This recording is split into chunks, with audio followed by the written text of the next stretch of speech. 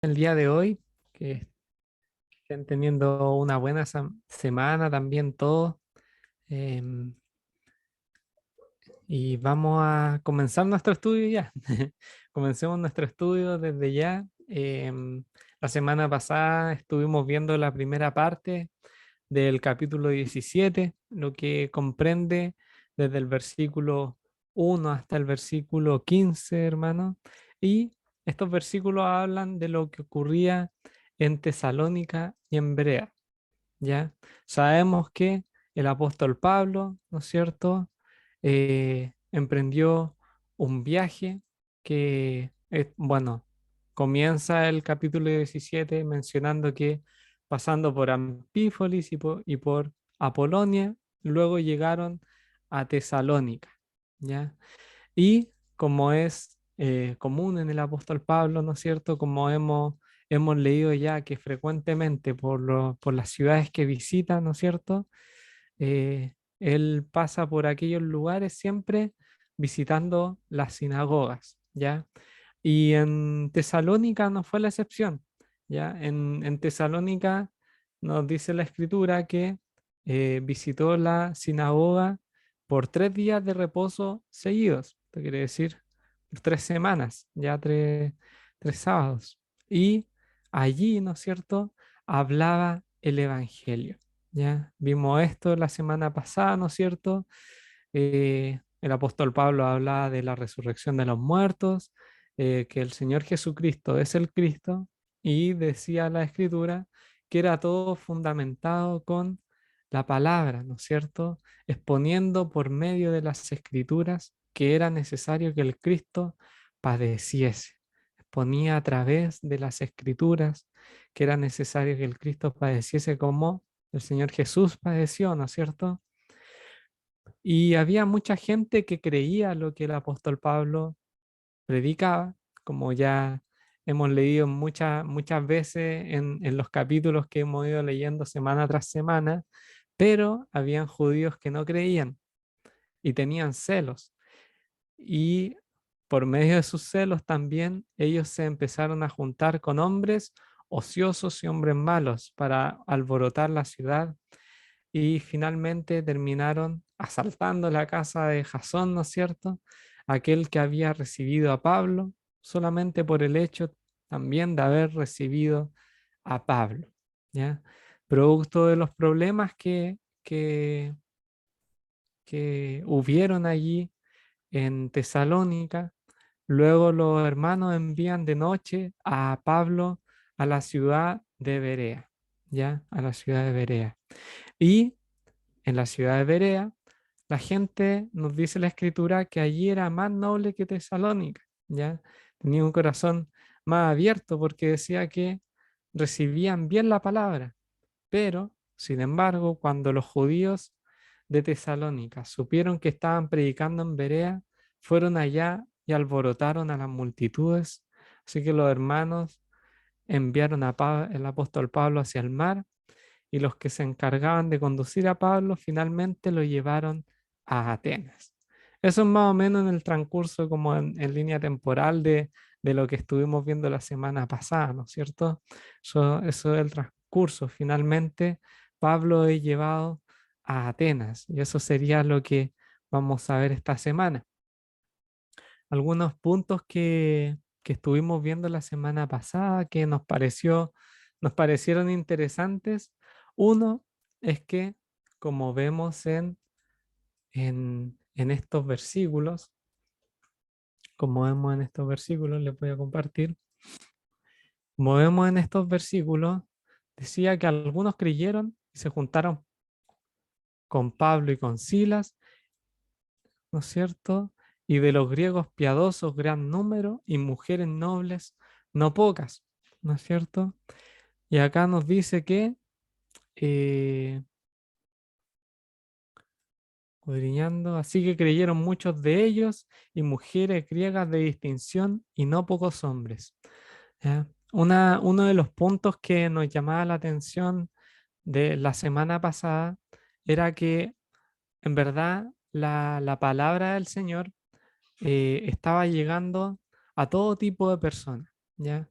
Eso era un punto que habíamos remarcado la semana pasada, que ya no solamente estaba llegando la palabra a las personas a los más necesitados, ¿no es cierto? A las personas que tenían algún tipo de enfermedad, como eran aquellos que eran ciegos de nacimiento, o cojos, o gente sin dinero, o gente que eran, que, que tenían distintas situaciones, la verdad, de distintas enfermedades, sino que también en este caso vemos que llegaban mujeres griegas de distinción, a no pocos hombres.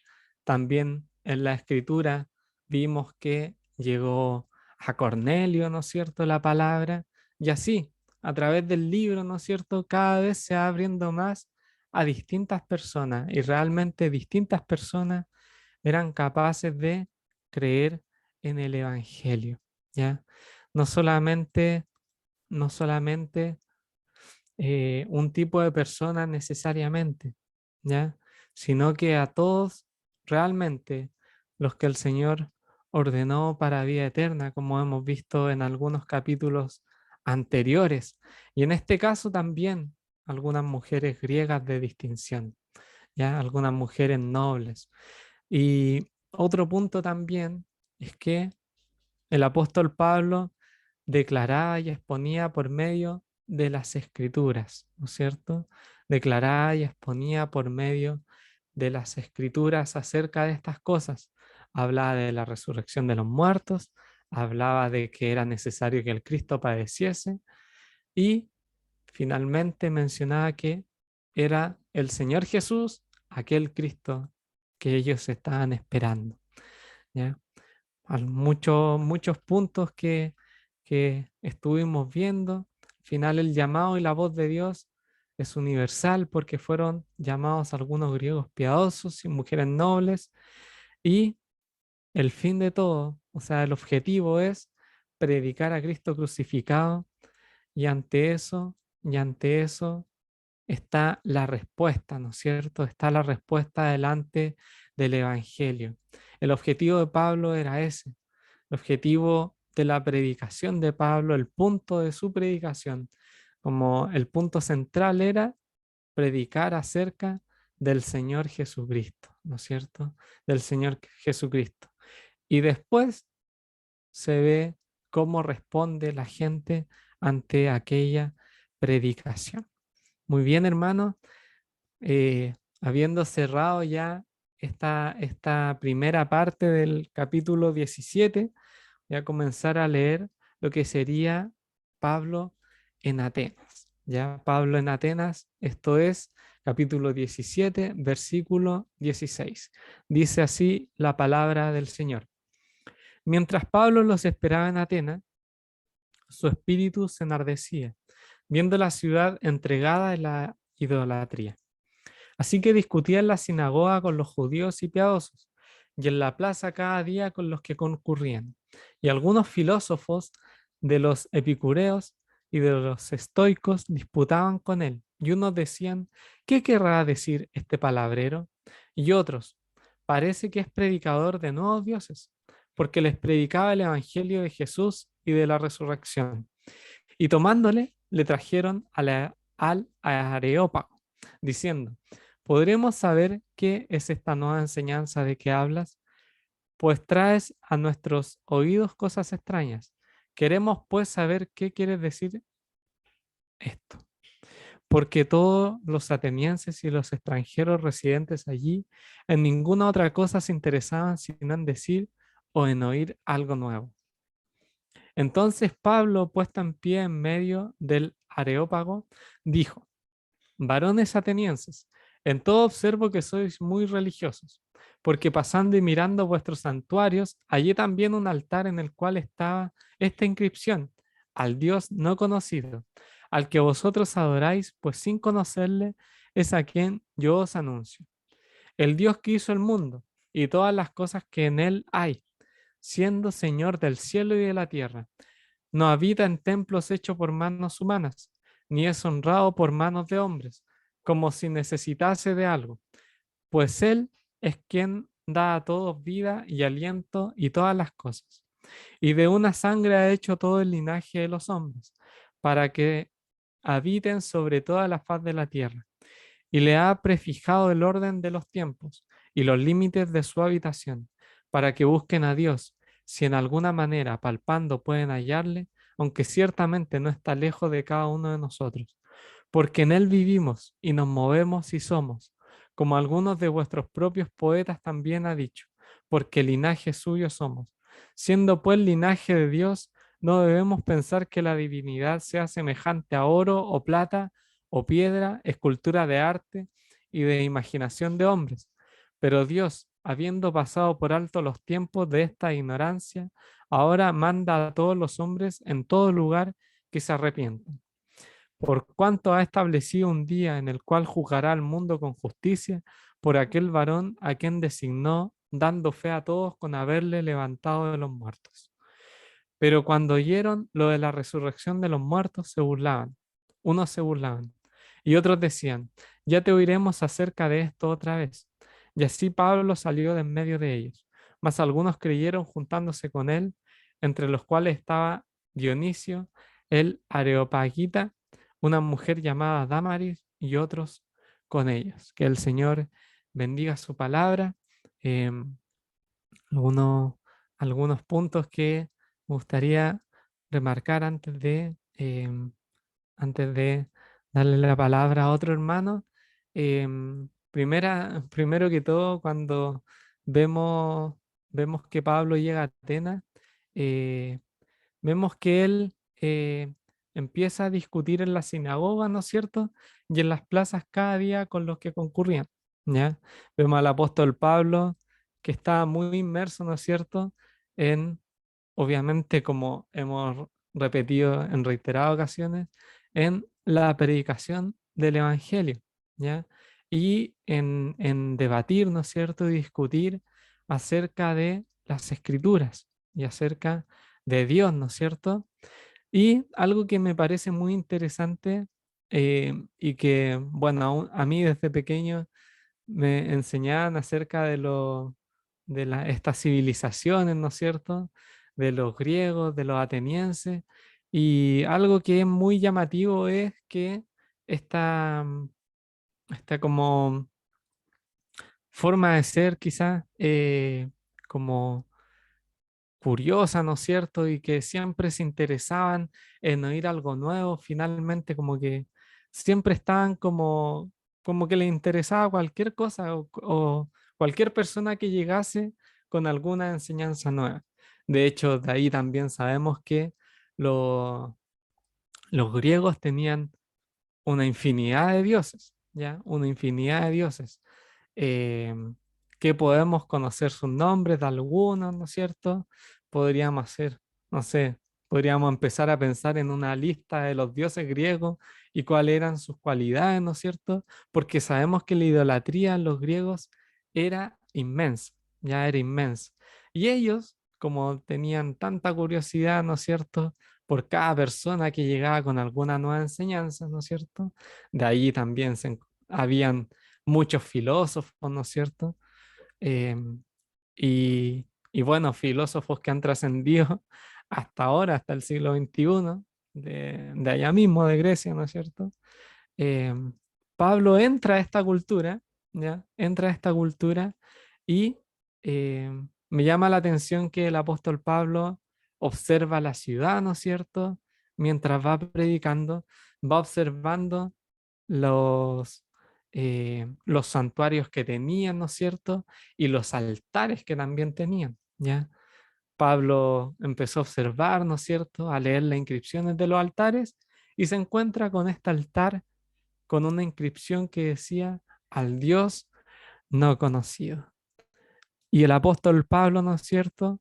Tomando este altar, eh, comienza, se toma de este hecho, ¿no es cierto? De este altar para empezar su predicación acerca de Dios, acerca de Dios, aquel que es más grande que todas las cosas, aquel que hizo el mundo y todas las cosas que en él hay, Señor del cielo y de la tierra, ¿no es cierto? Que no habita en templos, que no habita en templos, ni es honrado por manos de hombres, ¿no es cierto? Y comienza esta predicación mostrando que aquel Dios que es más grande que todas las cosas, ¿no es cierto? Aquel Dios que es más grande que todas las cosas, aquel Dios verdadero y único, Dios verdadero y único.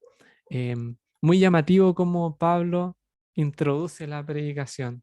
Eh, Pablo como que se ve inmerso en aquella eh, cultura ateniense, ¿no es cierto? Griega, y eh, en base, en base a lo que observa también, muestra o encuentra una manera también de eh, mostrar a Dios y mostrar al Señor Jesucristo a esta gente, a los atenienses. Em, Ahora dejo libre el micrófono, hermano, para para algún otro hermano que quiera compartir algo más acerca de estos versículos.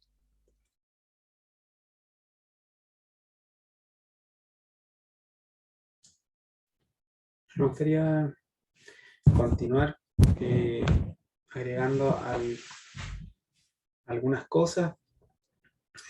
Como mencionaba Felipe, ahora está Pablo en una ciudad que es importante culturalmente. No está Sila y Timoteo. Comienza el verso 16 diciendo que Pablo lo esperaba en Atenas. Esperaba a Sila y Timoteo. Y Atenas le llamaba particularmente la atención a Pablo eh, porque porque había mucha actividad idolátrica, había muchos ídolos, había muchas estatuas en la ciudad. A lo mejor habían ya visto ellos algo similar, pero no con la intensidad y la magnitud que había en Atenas. Entonces, eso particularmente le provocaba indignación a Pablo. Era el sentir de él en esta ciudad. Bueno, como siempre iba a la sinagoga a enseñarle y a predicar, a conversar con judíos y gentiles piadosos, y también en la plaza pública. Se menciona en este capítulo los filósofos epicúreos y estoicos, que eran las dos filosofías más importantes de la época. Son filosofías que tienen su origen en el siglo III a.C. y tuvieron su desarrollo hasta los tiempos del Señor, y siguieron siendo las dos más importantes en los tiempos de la predicación de los apóstoles. Eran filosofías que tienen su origen en algunos filósofos, por ejemplo, como Sócrates, como Zenón y como Epicuro, y tienen una orientación más práctica, más ética. No son filosofías más parecidas a las antiguas, que se ocupaban mucho más de los dioses, que tenían un carácter más religioso, sino que eran más prácticas, eran filosofías que pretendían enseñarle a las personas a cómo vivir mejor, cómo vivir vidas virtuosas, cómo vivir el día a día y alcanzar la felicidad. Más que darle explicaciones al universo y referirse mucho a las cosas trascendentes, eran como filosofías bien prácticas, de sabiduría para el ser humano en su día a día. Y bueno, tienen sus diferencias estas dos filosofías. Por ejemplo, la filosofía de los estoicos pretendía o enseñaba lo que es la apatía, la ausencia de pasiones, evitar los placeres, ¿cierto? Y el epicureísmo abordaba el placer, ya no evadía, no se abstenía de las pasiones como lo hacía el estoicismo. Tenía sus diferencias, pero finalmente ambas eran filosofías bien prácticas, que se ocupaban de la ética. Ahora, ¿por qué es importante mencionar esto?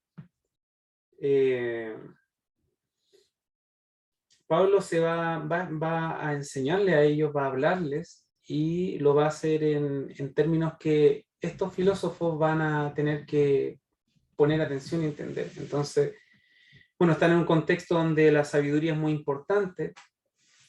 Ellos no sé si se jactaban, pero había mucho conocimiento en la ciudad y cada día la gente se juntaba a adquirir más conocimiento y les gustaba escuchar lo nuevo. Entonces, había mucho conocimiento, tanto conocimiento, incluso se preocuparon de tener una estatua allí para el Dios no conocido, para que incluso no se le escapase aquello que no conocen, porque el conocimiento ahí era vasto. Entonces, bueno, está la misma estatua de Atenea en el Partenón, ahí en Atenas, que era la diosa, entre otras cosas, de la sabiduría.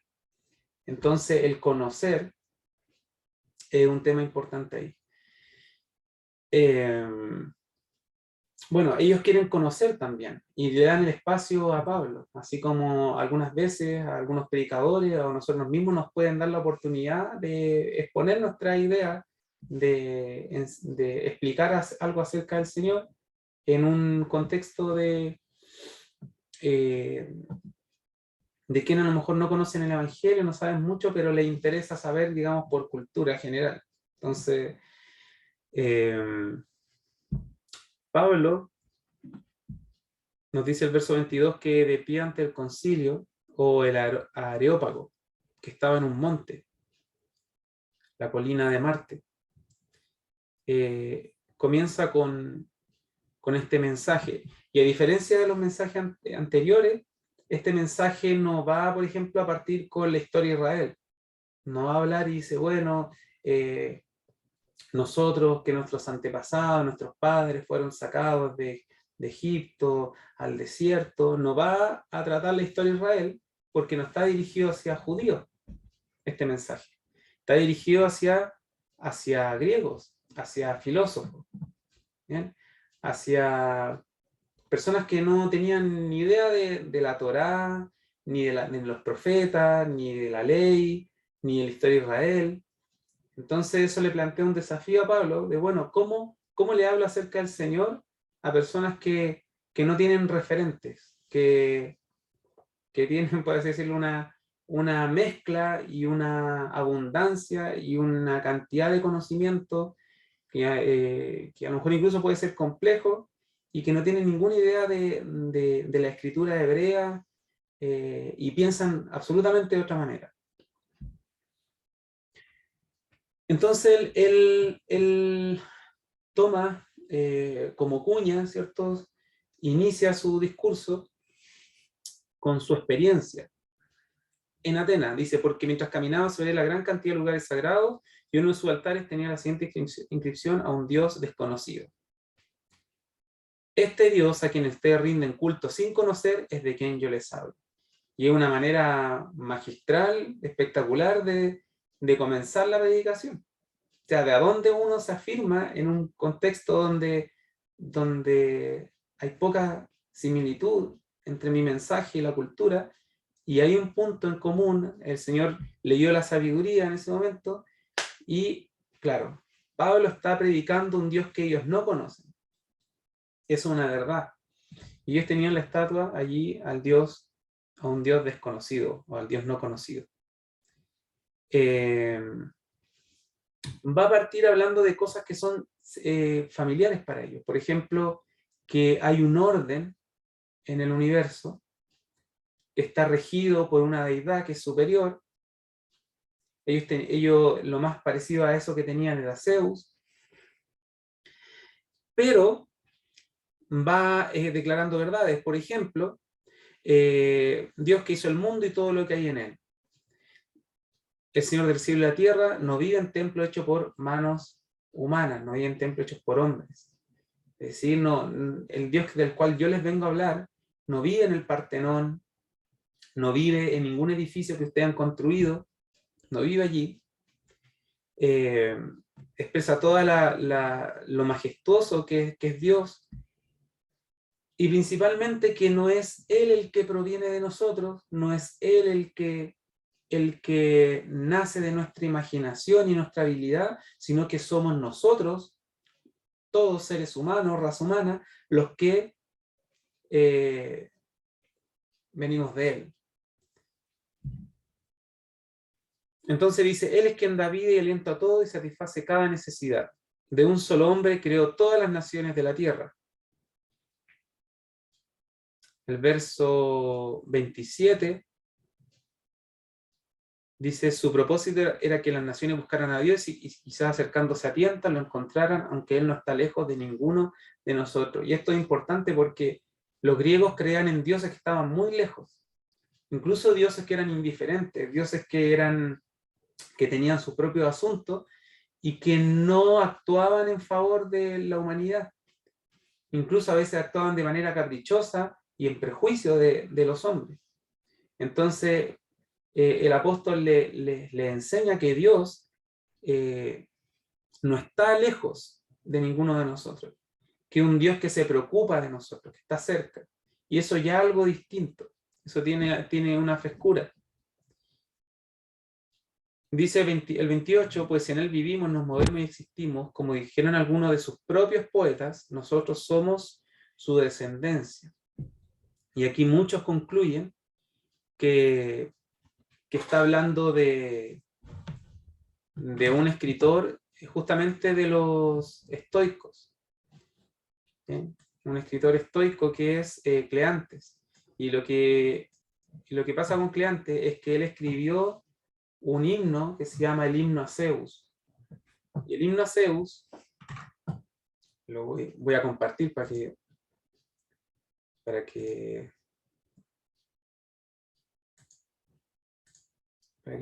lo vean. Es relevante esto porque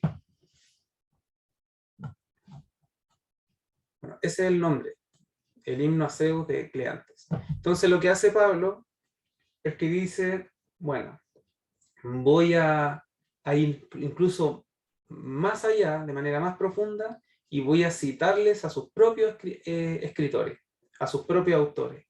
Pablo no le va a citar la ley de Moisés. Pablo les va a citar a un poeta, a un filósofo, que es estoico. Y eso es un mecanismo muy bueno, porque les va a mostrar con sus propias escrituras quién es Dios. Entonces lo que cita Pablo, especialmente, como dice acá, en Hechos 17, 28, del himno a Zeus, ¿cierto?, del filósofo Cleantes. Esto lo que cita es la siguiente frase. Dice, en efecto, de ti nacimos. Y aquí está hablando de Zeus. Es como una oda a Zeus que tenían los griegos, ¿cierto? Ellos, Cleantes aquí como que es como una alabanza a su Dios, ¿cierto? A su Dios griego.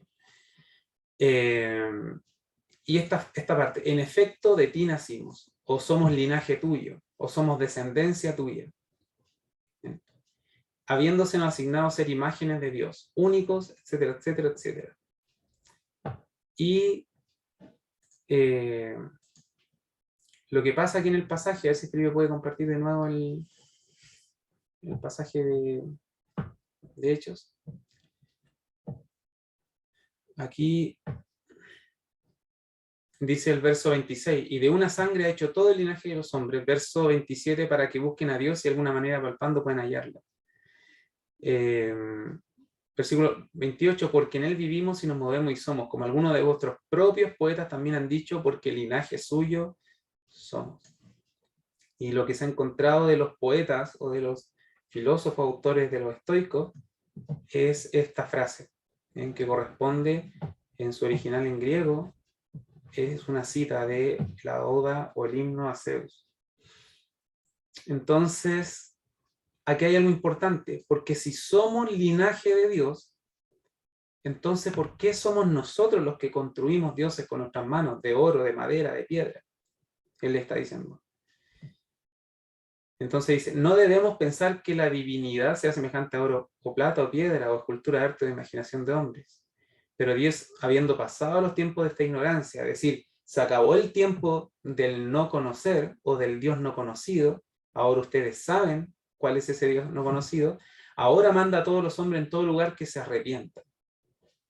Se arrepientan. Por cuanto ha establecido un día en el cual juzgará al mundo con justicia por aquel varón a quien designó, dando fe a todos con haberle levantado de los muertos. Y esa es la predicación. Ahora, expone a Dios en las semejanzas que tienen con lo que ellos entienden del Dios que da orden a todas las cosas y del cual provienen todas las cosas, pero hace hincapié en un aspecto tremendamente importante en la predicación del Evangelio, que es el arrepentimiento. Manda a todos los hombres en todo lugar, judíos, griegos, de cualquier nación, que se arrepientan. No se trata de hacer simplemente un intercambio cultural en el mensaje y decir, bueno, el arrepentimiento es un asunto del cristianismo solamente. Entonces tú tienes tu religión y bueno, no. Lo que está diciendo Pablo aquí es que el arrepentimiento es algo que Dios manda para todo hombre, toda persona, independientemente de su cultura, de dónde nació, de su lenguaje, de su religión. Dios manda a todo hombre, en todo lugar, que se arrepienta. Eso es una parte esencial del Evangelio. ¿Por qué es necesario arrepentirse? Porque ha establecido Dios un día en el cual juzgará al mundo. Va a haber un juicio. Y hay otro punto importante en el Evangelio. Existe un juicio. Dios no es indiferente al pecado, ni dejará las cosas así como están eternamente, sino que viene un juicio. Y por último, ¿a través de quién va a realizar ese juicio? Aquel varón, Cristo, el cual él designó. ¿Por qué él es digno de aquel juicio? ¿Por qué él es, él es capaz de juzgar? Dice, porque le levantó de los muertos. Es decir, si Dios levantó de los muertos a Jesucristo, entonces él también volverá así también con ese poder a establecer juicio. Sobre lo extraño que resultó la resurrección de los muertos para los griegos, creo que lo mencionó ya el Felipe, esto es algo que escandalizó. No era algo que a los griegos les interesaba la resurrección, de hecho ellos poco les importaba la muerte. Para los griegos en estas filosofías, la muerte era incluso a veces una liberación, no era algo que debería producir miedo. De hecho los epicúreos enseñaban a deshacerse del miedo a la muerte, entonces mucho menos les interesaba cualquier tipo de resurrección de la muerte. Eso es lo que quería compartir. Muy bien, hermano. ¿Alguien más ahí que quiera compartir algo? Quedan algunos minutitos para... Hola Felipe, ¿cómo estás? Bien, ¿tú, Cristóbal? Muy bien. Oye, muy buena la aclaración y el aporte que Fabricio nos hizo referente al texto citado por el apóstol Pablo. Realmente se notaba que el apóstol Pablo era una persona bastante erudita, con alto conocimiento, y como le cita su propia literatura, a los griegos. A mí me llama la atención, y algo muy cortito, ¿ya? Cuando dice al Dios no conocido. Yo creo que esto es solamente un pensamiento, hermano, por si acaso, yo creo que el mundo, a pesar de ser, por ejemplo, Grecia, un poco de conocimiento, dentro de las matemáticas nuestras salieron de ahí, de estas casas de conocimiento, de la escuela de filosofía, de ahí de los griegos, a pesar de ser una cultura con tanto conocimiento, creo yo que el hecho de poder hacer un altar que diga al Dios no conocido manifiesta una, algo que ellos muestran que no estaban saciados, no estaban completos, a pesar de que ellos tenían toda una especie hasta de teleférico con todos sus dioses, y como citaba el texto el Patricio, incluso le hacían alabanzas, poesía y todo lo demás. El hecho de poder considerar que exista otro Dios más que ellos no conocen muestra una insaciabilidad y falta de llenura con lo que ellos quieren. Al ellos construir sus propios dioses, al construir mediante su propia imaginación sus deidades, los manchan con su imperfección. Todo lo que nosotros hacemos está manchado con nuestra imperfección y principalmente con nuestro pecado. Y por eso que yo creo que le llamaba la atención lo que el apóstol Pablo predicaba. Al hombre le falta a Dios, le falta al Señor Jesucristo, porque realmente nosotros, hermanos, somos privilegiados porque no siendo nada, no siendo intelectuales, nada de esas cosas, el Señor nos ha regalado este conocimiento, que los griegos no lo tenían, hermanos. O sea, estamos hablando de personas que eran tremendamente inteligentes y no tenían este conocimiento que usted y yo tenemos. Así que le damos las gracias al Señor porque realmente, como dijo el Señor Jesucristo, te alabo, Padre, porque escondiste estas cosas de los sabios y entendidos y las has revelado a los niños. Y Padre, porque así te agrada. Realmente se cumple en esta palabra en nosotros, hermanos. Realmente, cuando nosotros comparamos los preceptos de Dios, los mandamientos de Dios, la vida que el Señor quiere que nosotros vivamos, está completamente en armonía con todo lo que significa la vida para el hombre. Los mandamientos, el llamado que nosotros tenemos a la santidad y a la comunión unos con otros, al entender cómo nosotros debemos manejar en el mundo, lo que Dios nos ordena, que oremos por nuestro presidente, por nuestro gobernante, por que no deseemos mal del otro, que oremos por nuestros enemigos y un montón de cosas más, hermanos, que realmente sí son sabiduría de vida, divina, que no se compara con otra cosa. Y el Señor nos ha regalado esto, estar en esta posición. Realmente una hermana una vez me decía, bueno, nosotros tenemos lucha porque no estamos como los del mundo, porque realmente estamos luchando contra nuestra carne, ¿ya? Y en medio de un mundo que está completamente contradictorio a Dios, pero a la vez que está contrario al Señor, le necesita. Así que eso es lo que yo quería compartir. Muy bien, Cristóbal, muchas gracias. Sí, finalmente también creo que ambos tomaron esta parte donde dice em, em, es honrado por mano de hombres,